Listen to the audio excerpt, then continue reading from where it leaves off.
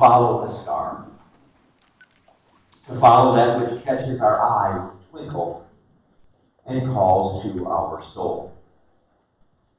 What does it mean to drop what we're doing and to go where it leads?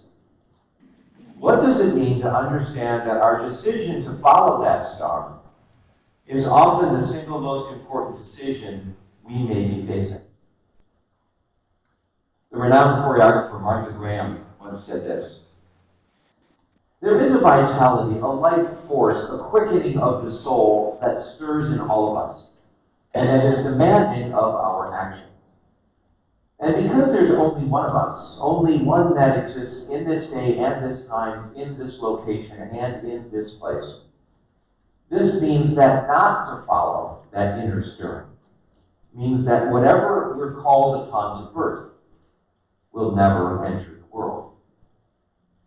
No, we're not to judge or be judged by the popularity or mass appeal of what results from our following, but our business is to simply be faithful in taking action." So we have this story of wise people taking action, following a star. And we ask, what's twinkling in our lives this morning? What's that vitality, life force, quickening of the soul that Martha Graham talks about? Is it a new idea to look into? Is it a project to commit to or recommit to? Is it a vocation as a parent, a worker, a boss? Is it a relationship with a spouse, friend, or family member? What is twinkling inside of you this morning and drawing us to further commitment, further investigation, development, or sorting out? This is important because each one of you are important. Anthropologist Jane Goodall once said this: "Every individual matters. Every individual has a role to play. Every individual makes a difference. The God who created light out of darkness and sound out of silence,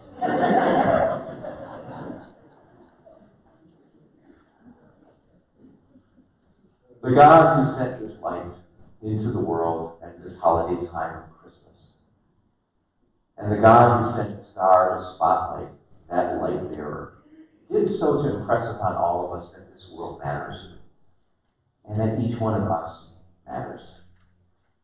Marie Forleo once said that God wasn't simply bored, just made extra people for the heck of it. No, God knows what God's doing. So no person has or ever will have that unique brand and blend of talents and strengths and perspectives and gifts that you have.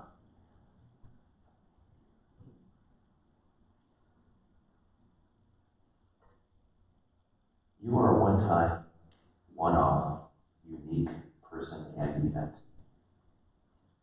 So let's not waste it. Today, as we observe the Feast of the Epiphany, maybe our Epiphany is to understand anew that we were born with purpose. We were born with innate powers to create change in our lives and the lives of others. This power, birthed from the same light that made all the stars, is not something we need to borrow, something we need to steal, but it rests inside each one of us, and it awakens our awakening. Is today a day of awakening for you? After all, we're not here in church this morning by accident, but because the light has drawn us. And the light wants us to bring something out of us, something to life. To understand this means that when we see a star appear, when we have an idea, a possibility, the tiniest nugget for ourselves or for others, and we don't do everything we have in our power to follow it, to investigate it, to bring it to life, that we're actually stealing from those who need it most. Now, I know stealing is a harsh word, but the reason that every icon of Jesus I've ever seen never shows Jesus smiling doesn't mean he's mean or he's mad. It means that Jesus is serious. There are countless people people out there who need the gifts that you and you alone have to give. When we choose not to pay attention, not to take seriously, or flat out ignore the gift within us, the world will have lost something truly irreplaceable. And that's us. It will have lost our unique voice, energy, ideas, stories, perspective.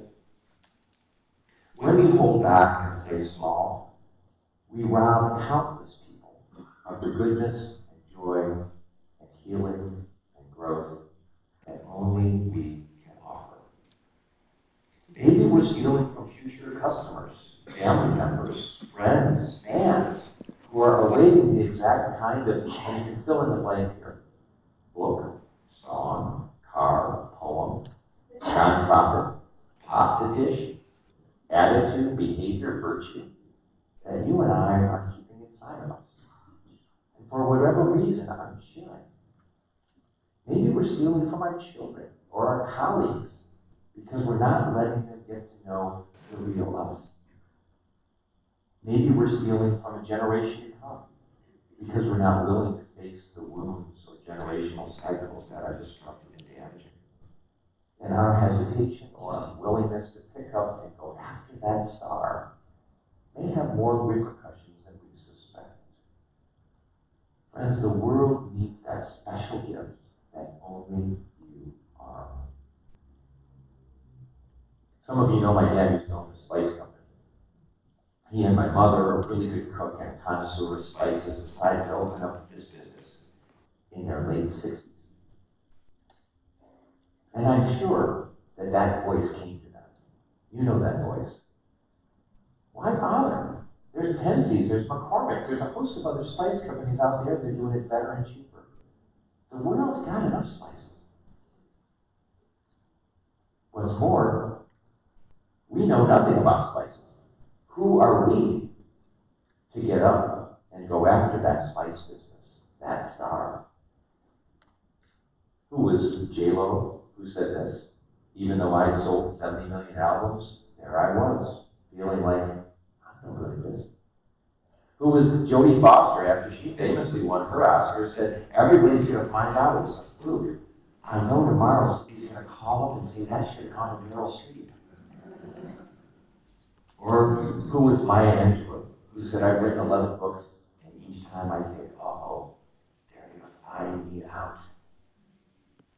According to research, 70% of us suffer from imposter syndrome.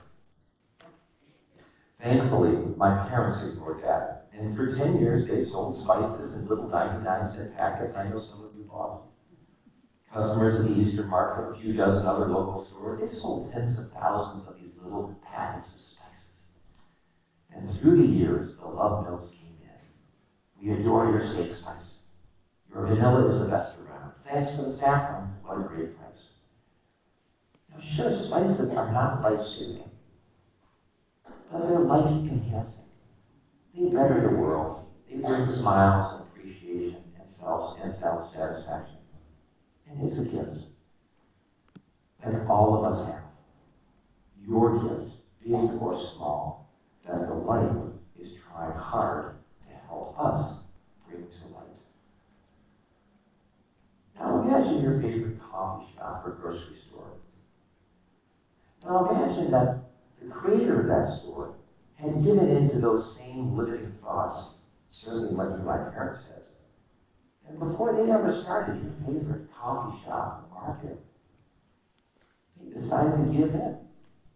Nino Salvaggio decided to work at the post office. Mr. Westbourne to sell Fuller brushes. Wouldn't we suffer? Wouldn't the world suffer? What happens when we don't pursue the star? Later today, we're going to look at the ministry of that famous TV children's host, Mr. Rogers. Mr. Rogers famously said this, if you could only sense how important you are to the lives of those you meet, how important you can be to people you may never dream of. No gift of yours or mine is too small not to have impact. And the world needs that special gift that only we have. I spoke with a friend friend this week. He was going through a bit of a, maybe we call it a midlife crisis. He felt his job was too small. He had a pretty good job in my estimation. He felt, what's the purpose here? And I told him about that metaphor that I'm sure you're familiar with, about the tapestry. Your quilters know this. You look at the back of the tapestry, it looks like a mess. You look at the front, there's order to it. Many times with your small job that you may feel bad about because it's so little, is something that is of utter importance to the tapestry that's being created. No gift of yours or mine is too small not to have an impact. And the world needs that special gift that only we have. So friends, the question is, why are we waiting to follow the star? What do we need to do to get up and get it going? What is that star in your life that's beckoning you to follow? Let's not steal from ourselves or from others. Let's grab hold of that gift. Let's look to the light that created, sustains, and leads to strengthen us for that amazing journey.